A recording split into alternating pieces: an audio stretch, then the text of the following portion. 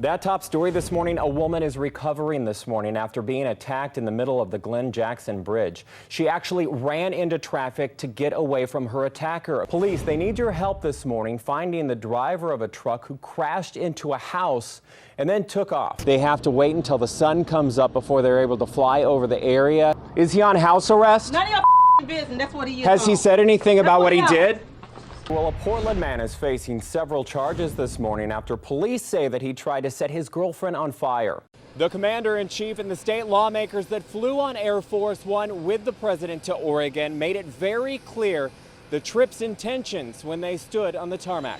Looks like this is wood and metal construction. This is that incredible video. You can see the car is going, wow, more than 250 miles per hour, where police are investigating a deadly shooting that happened just yards away from a children's birthday party. Front doors are closed this morning because this is exactly where it happened. They're not calling this arson just yet, which actually helped them put out the fire last night. A pillow fight tradition at West Point turns bloody. You have to check this out. The Godzilla El Nino, some are calling it, versus the Blob. This isn't a scary movie, but the extreme scary weather that we might see this fall or winter.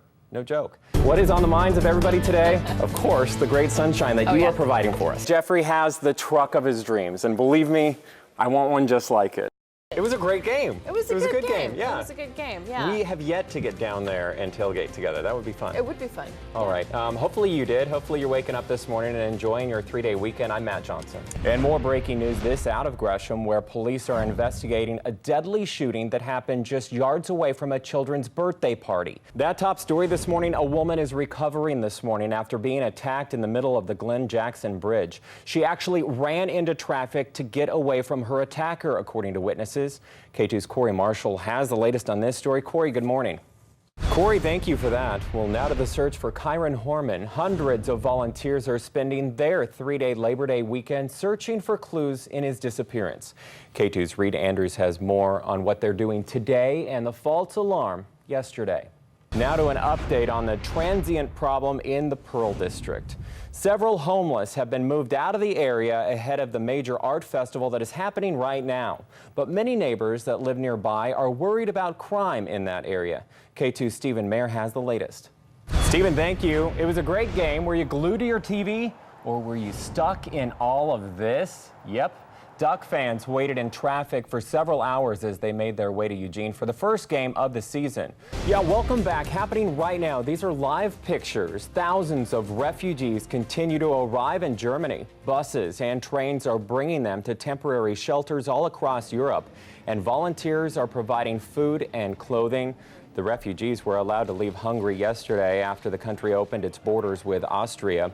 The migrants are leaving war-torn Syria, Iraq, and Afghanistan. We'll keep you posted. In today's Everyday Heroes, our everyday hero has more than just one green thumb, and for nearly 2 decades, she's been using them to help people in need in our community. K2's Ian Parker shares her story. If I could give more, I would give more, a lot more. In Salem, Ian Parker, K2 News. What a cute little lady. I just want to give her a big hug, Mary. She's so cute. Dina says that everybody in that garden donates their extra food that they grow, and she says that she's very happy to be doing meaningful work. Wow. So we ask you, who is your everyday hero? Just head to our website, k2.com, and tell us about someone who's doing some good in our community. Turning now to the race for president, and on this holiday weekend, Hillary Clinton has some fighting words for Donald Trump. ABC's Devin Dwyer has the story.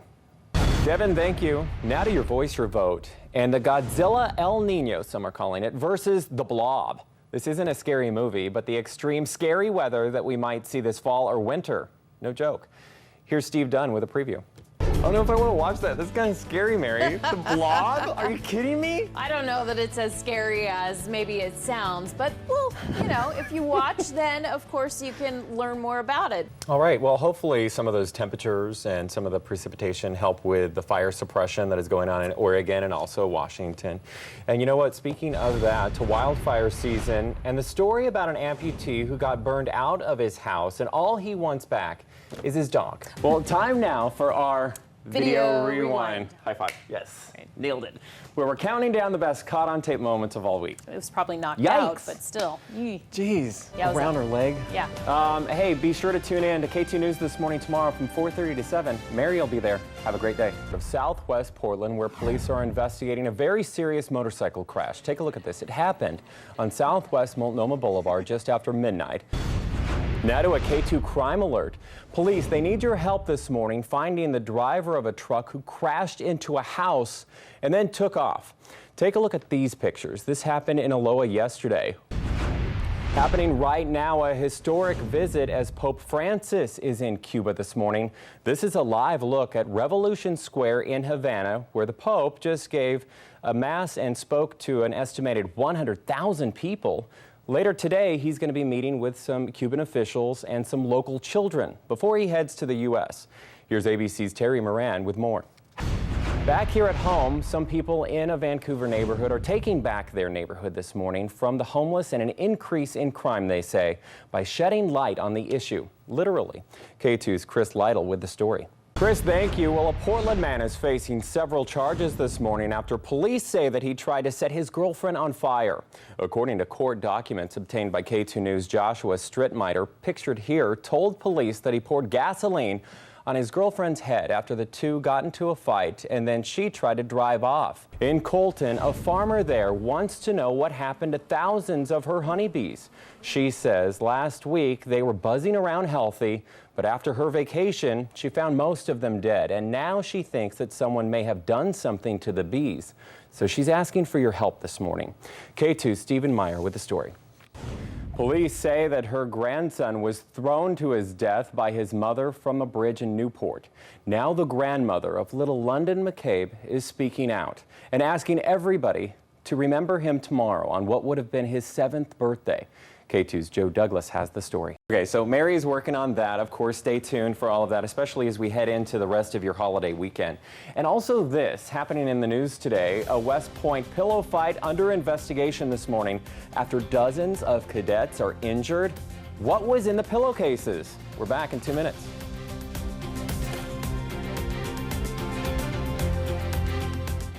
We talked to a lot of college students here at Portland State University, and like many universities across the state, this shooting has many people thinking not only about the tragedy in our friends down south, but also about the safety on their own college campus. This is what it looks like this morning. We have a lot of news crews out here and also a lot of police vehicles because they were maintaining the scene until officers could obtain a search warrant, which they did this morning, and then they were able to get inside. This is what people here at St. Andrew Catholic Church in Northeast Portland, they are greeted with, a huge puppet of Pope Francis. Let's walk inside. I'm with Brian this morning, and then as they come inside, they're greeted. They're going to get a name tag. It is a free event, but people are encouraged to give donations. Some are tithing. This morning we have news media here, and we also have people from the local community. And I want to come over here to Beth, who I asked if I can interview her this morning. And Beth, you woke up early for this event. First off, good morning to you. Good morning. St. Andrew Parish Hall has a long history in Portland as being a church to embrace homeless and minority groups. Today, the parish welcomed the public to watch history in the making. The Pope of the Holy See. Sustainability, responsibility, and care for the individual that is very consistent with Portland's values. The hope now for the church organizers is that the people here take a bit of the Pope's message and possibly incorporate it into their own lives. In Northeast Portland, Matt Johnson, K2 News. That teacher out of jail this morning and facing some very serious charges, accused of sex abuse among other things, had very little to say to our cameras. Take a listen. What do you have to say about the charges, Mr. Peachy? Do you want to share your side of the story? Our cameras rolling as Westland High School teacher Jonathan Peachy left Clackamas County Jail Tuesday night, arrested for inappropriately touching 2 boys at his home in Lake Oswego. Police have not said if they were his students or how old they are, but told K2 News that there might be more victims. Peachy is charged with sex abuse, official misconduct, and furnishing alcohol to a minor. The charges surprised many parents and students that we spoke with at Westland High School. So allegedly, we don't know what's going on. He is the best teacher I ever have, so I think it was out of content if anybody said anything. And that teacher now on administrative leave this morning, not coming anywhere near this high school anytime soon. There was a letter sent home to parents yesterday.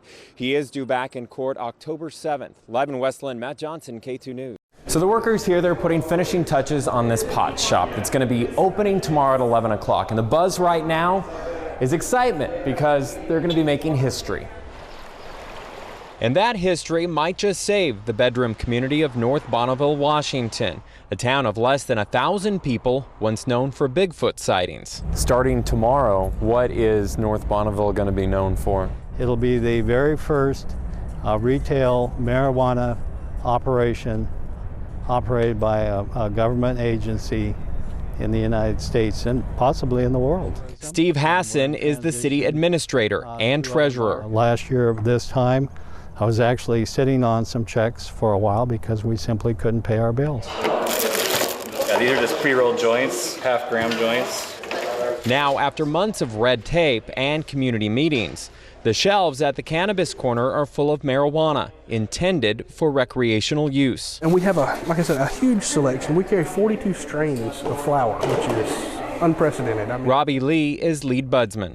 Awesome. It's really, really neat to be doing something that's the first. It's making history, as it were, and that's kind of an exciting place to be. Not only will people in the town be watching very closely to see if this pot shop will not only help them make history, but put them in the green, but other cities they're going to be watching closely as well. In North Bonneville, Matt Johnson, K2 News. And he's doing as well as can be expected. I mean, he is alive and he's happy and in good spirits on that regard, but he's going to have a lot of medical bills. Ironically, this whole thing started over trying to keep others safe on his street. That's Joseph Garvey being beat unconscious. A neighbor grabbed his cell phone and caught the whole thing on camera. Even after he's on the ground, the man in the fireball shirt and ball cap continues to beat Joseph. A woman tries to stop him. It finally comes to an end with a loud bang. We're still trying to determine whether those were gunshots. All I remember is just slow down and bang, out and about, and that's, he got out of the car, bam, that was it. He says it started off with a man speeding down his street, Southeast 19th in Milwaukee Thursday night. Joseph ran outside to get the driver to slow down. And even after all of this, amazingly, Joseph has no regrets. What do you want that person to know after they see this? I just wanted to know that I was looking out for others. Police say that they have no suspects at this time, but they are still conducting interviews and they have a few leads. They're also examining that video that we told them about. On the 10th floor of Dornbecker Children's Hospital, think about good things in life. We find 16-year-old Jeffrey Ramsey receiving chemotherapy. And try and block out the bad things. It's kind of what I do. Most days, the soft-spoken daredevil dreams of getting back out on the track and racing his tractor. But today, the newly licensed teen is excited about something else. Oh yeah, I'm so excited. I can't wait to go see my new truck. While battling leukemia, the Make-A-Wish Foundation heard about his love for racing and big trucks, so they planned a special surprise. Oh my God. Oh my God.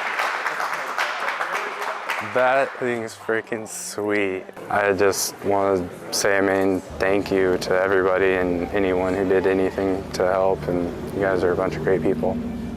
It's pretty awesome. You're pretty great too. At the end of the day, Jeffrey has the truck of his dreams, and believe me, I want one just like it. But this really shows the true gift. It brought family together, community members, chemo pals.